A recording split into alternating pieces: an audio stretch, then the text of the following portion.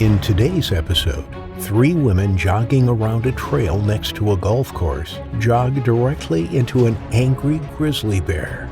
Tragically, one of the women does exactly what you should never do when encountering a bear. She ran, instigating the grizzly into acting out its predatory instincts. Hit that like button and subscribe right now. This is the terrifying grizzly bear attack on Isabelle Dube. Welcome to Final Affliction. In May 2005 in Canmore, Canada, Fish and Wildlife officials relocated a 4-year-old male grizzly bear. The bear wasn't aggressive, nor had it caused any damage, but it was hanging around the golf course, located just outside of town. Normally, it would have been left to its own devices, but after a woman walking along one of the hiking trails stumbled upon it, it stormed at her. The beast did not physically assault the woman. The display was mostly for show, but it was a close enough call, and given the many reports of the animal in the vicinity in the weeks prior, authorities deemed it safer to tranquilize it and move it 10 miles deeper into the wilderness. Normally, relocations take place over 50 miles or more from the area that bears are removed to. But in this case, since the animal hadn't technically been violent, the extra mileage wasn't deemed necessary. But that bear was dead set on making the golf course its new home. Less than a week later, it was spotted right back on the premises, and before authorities could decide what to do about the situation, nature took its course, and they would forever regret their decision not to carry the animal just a few more miles away. Isabelle Dube, mother to 5-year-old Lucy, was the unfortunate victim of the authorities' call to play it safe. She and 2 of her friends were jogging on one of the many trails around the golf course. The area was a popular destination for hikers, bikers, and joggers, and Isabelle had been making use of the trails for years. She, and both of the women who were running with her that day, were accomplished marathon runners, and they were in the middle of training for 3 separate marathons that they were planning on running before the summer came to an end. Lucy was home with her father, and Isabelle was planning on making a day-long training session of the rare opportunity to get away from home.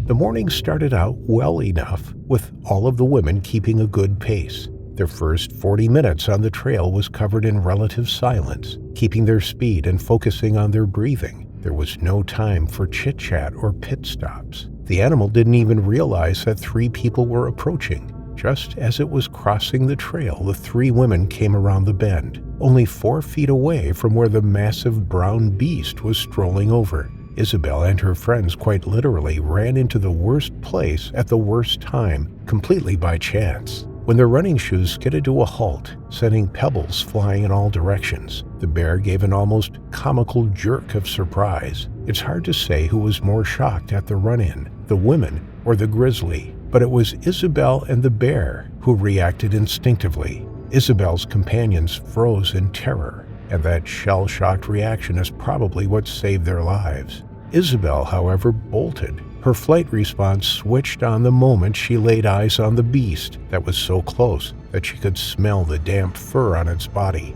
Without thinking, she turned to the left and ran straight at the nearest tree, everything in her mind telling her to get to higher ground. Normally, this wouldn't have been the worst idea in this kind of situation. Grizzlies aren't very proficient climbers. That's not to say that they won't climb trees if they have to, they just aren't prone to it. But this quick movement was enough to shake the bear out of its momentary startled state.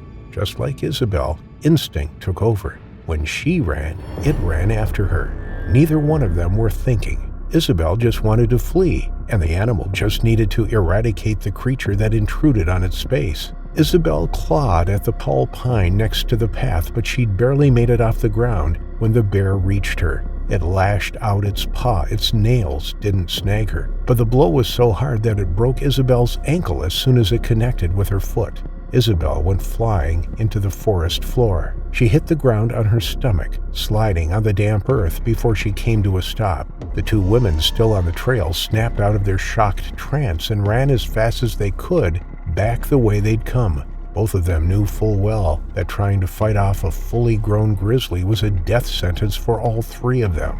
The best chance they had of getting themselves out alive was if they ran for help while the bear was distracted.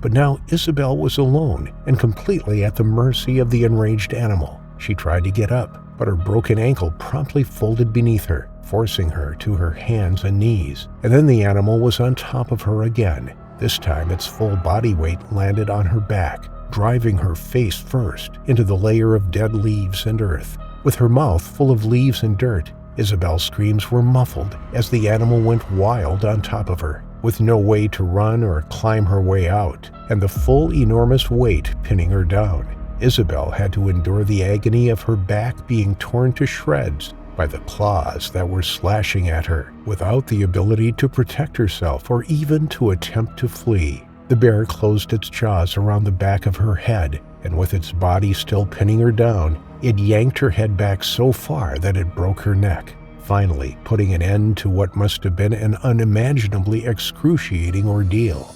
The women who had run for help were only half a kilometer away from the golf course's clubhouse, where they alerted one of the officers who was stationed there. By the time they made it back to the place where the attack had happened, the bear was standing over the dead body of Isabelle Dube, still tearing and ripping at her limp remains. It was so crazed and focused on its victim that it didn't even hear the approaching officer. It only took one bullet to bring the bear down, where it collapsed right on top of Isabelle. It would later take 4 men to move the carcass so that they could get Isabelle out from under it, but it was too late. Isabelle was embedded in the forest floor. Her broken and torn body would never run another race again. She sadly met her terrifying final affliction.